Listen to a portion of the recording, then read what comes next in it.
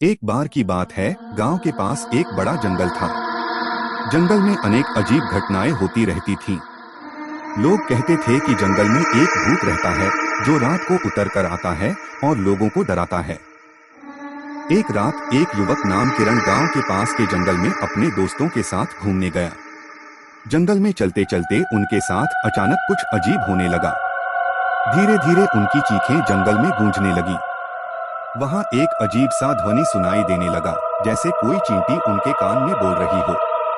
किरण और उसके दोस्त डर के मारे थे, लेकिन वे और आगे बढ़ने का निर्णय लिया।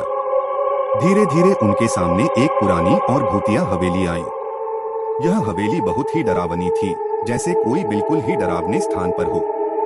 किरण और उसके दोस्तों ने हवेली में प्रवेश किया और वहां कुछ अजीब गरीब चीजें देखी।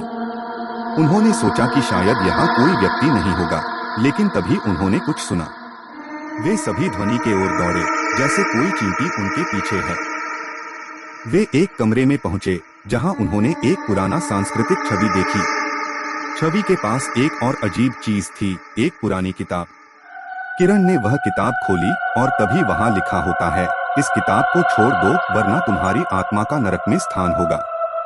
दोस्तों ने किताब को ले लिया, लेकिन उन्होंने उसे ध्वनि के साथ रख दिया।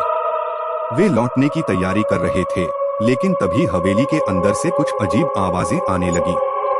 वे लगातार बढ़ती हुई आवाजों के साथ भागने लगे, लेकिन एक अद्भुत ताकत ने उन्हें पकड़ लिया।